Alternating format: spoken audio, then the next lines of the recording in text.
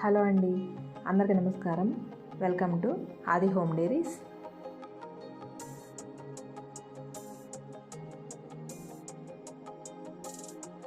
ఈరోజు వీడియోలో పాతకాలం ట్రెడిషనల్ రెసిపీ చల్లట్టు తయారు చేసి చూపిస్తున్నాను. ఈ అట్లు పలచగా ఉండవండి, మందంగా ఉంటాయి, మెత్తగా స్పాంజిలాగా ఉంటాయి, బాగుంటాయి. ఈ చల్లట్లు నంచుకొని తినడానికి ఏ పచ్చడి పెడితే ఆ పచ్చడి బాగోదు, కారపొడి ఉంటేనే బాగుంటుంది ఇందులోకి. ఈ చల్లట్టు మా నాన్నమ్మ రెసిపీ. ఈ అట్టుతో పాటు కారపొడి కూడా తయారు చేసి చూపిస్తున్నాను. వీడియో ఎక్కడ స్కిప్ చేయకుండా చివరి వరకు చూడండి. వీడియో నచ్చితే లైక్ చేయండి, షేర్ చేయండి, ఆది హోమ్ డైరీస్ ఛానల్ని సబ్స్క్రైబ్ చేయండి. ఇప్పుడు అసలు వీడియోలోకి వెళ్ళిపోదాము. ఈ చల్లటి తయారు చేయడానికి మినపప్పుతో పని లేదు, ఒట్టి బియ్యం ఉంటే సరిపోతుంది. నేను ఒక సోళ్ళ డబ్బా బియ్యం తీసుకున్నాను. అవి కొలిచి చూపిస్తున్నాను అనమాట. అందరి దగ్గర ఆ డబ్బా ఉండదు కదా. కప్పున్నర బియ్యం తీసుకున్నాను. నేను మామూలు బియ్యం తీసుకున్నాను, రేషన్ బియ్యం అయినా పర్లేదు, బాగుంటాయి. ఆ బియ్యం గిన్నెలోకి తీసుకుని 2 సార్లు కడిగి మళ్ళీ మంచినీళ్ళు పోసి పక్కన పెట్టాలి. ఈ బియ్యం 7-8 గంటల పాటు నానాలి. అలా నానితేనే మన మిక్సీ జార్లో వేసినప్పుడు మెత్తగా నలుగుతుంది. ఇప్పుడు ఈ బియ్యాన్ని 2 సార్లు కడిగి మంచినీళ్ళు పోసి తీసుకున్న తర్వాత 2 స్పూన్లు మెంతులు వేసుకోవాలి. మెంతులు కంపల్సరీ వేసుకోవాలి. మెంతుల వల్ల అట్టు కాలినప్పుడు మంచి కలర్ వస్తుంది, టేస్ట్ బాగుంటుంది, ఆరోగ్యానికి కూడా మంచిది. ఇప్పుడు ఈ బియ్యాన్ని ఉదయం నానబెడితే సాయంత్రం నాననివ్వాలి. ఇప్పుడు మీకు సాయంత్రం కూడా చూపిస్తున్నాను చూడండి. మెంతులు బియ్యం బాగా నానాయి. ఇప్పుడు వీటిని మళ్ళీ 2-3 సార్లు వాటర్తో కడగాలి. ఈ చల్లట్లు పాత రోజుల్లో ఎలా చేసేవాళ్ళు అలాగే చేసి చూపిస్తున్నాను. కాకపోతే ఆ రోజుల్లో అట్లు వేయడానికి వాడే పాన్ నా దగ్గర లేదు. ఇప్పుడు బియ్యం ఇలా కడిగిన తర్వాత మిక్సీ జార్ తీసుకుని గిన్నెలో సగం బియ్యం వేయాలి. బియ్యం మిక్సీ జార్లో వేసేటప్పుడు నీళ్ళు ఎక్కువగా రాకుండా చూసుకోవాలి. ఇలా కుదరదు అనుకున్నప్పుడు జల్లిగిన్నెలో వేసుకుని నీళ్ళని వాడేసైనా వేసుకోవచ్చు. నీళ్ళు ఎందుకు రానివద్దు అంటున్నానంటే, బియ్యం మెత్తగా నలగడానికి మనకు వాటర్తో పని లేదు, పెరుగు వేసుకోవాలి.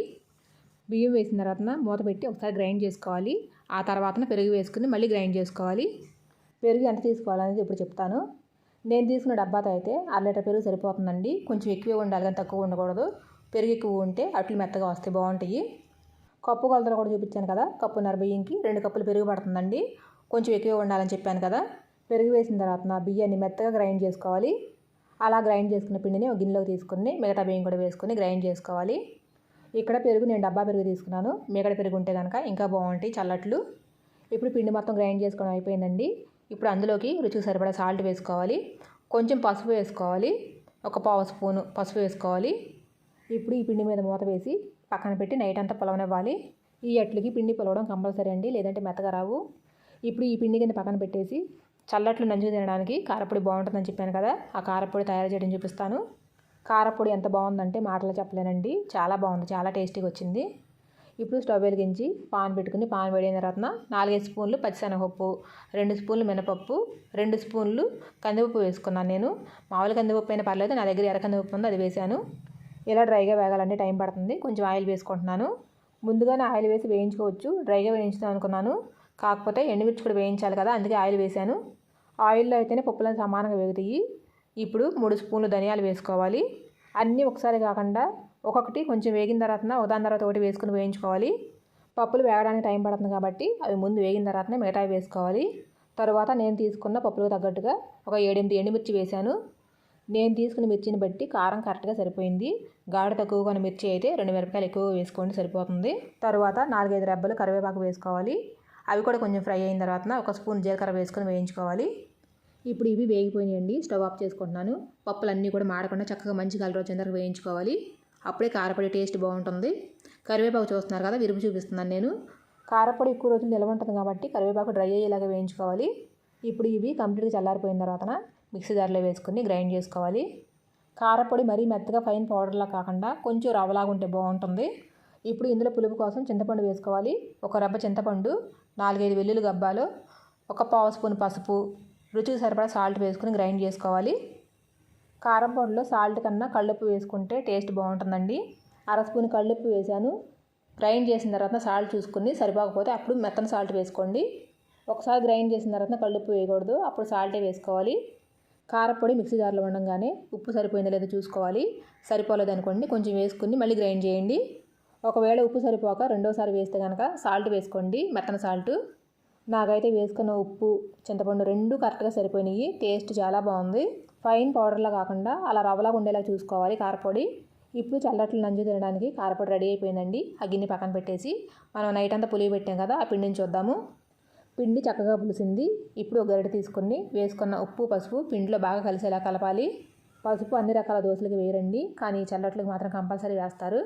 పసుపు వేస్తేనే చల్లట్టు అనే ఫీలింగ్ కూడా కలుగుతుందండి. మనం అది చూడంగానే నైట్ అంతా బియ్య పిండి పెరుగులో పులుస్తుంది కాబట్టి కొంచెం లైట్గా పులుపు వస్తుందండి.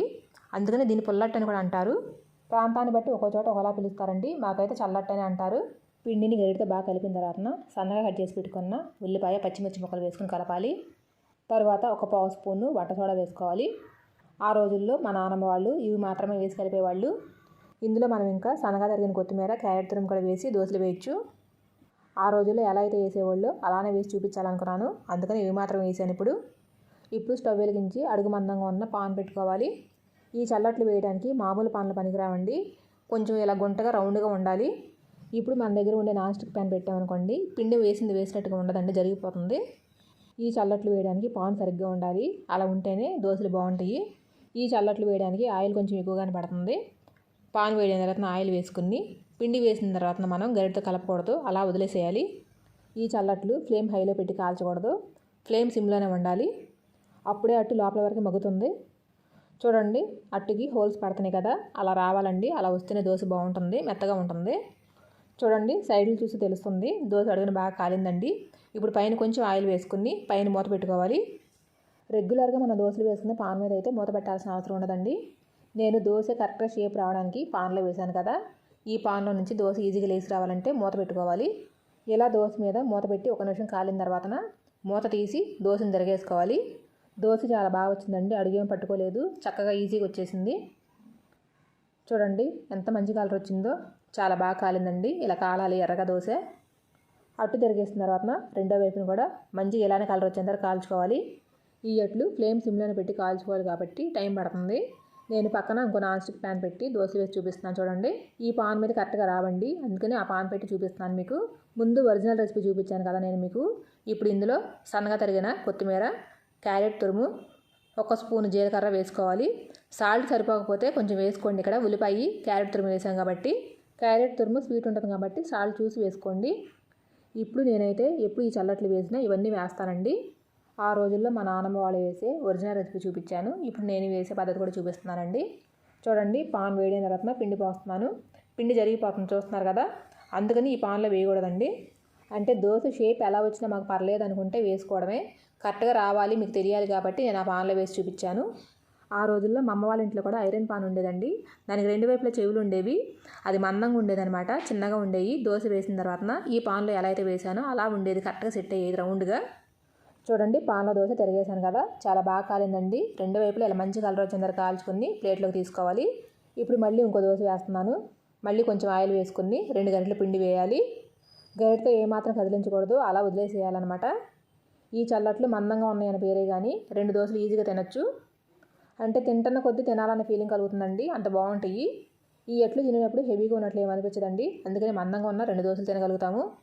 ఇప్పుడు చల్లట్లు రెడీ అయిపోయినండి. టేస్ట్ చేయడానికి కారపొడి కూడా రెడీగా ఉంది.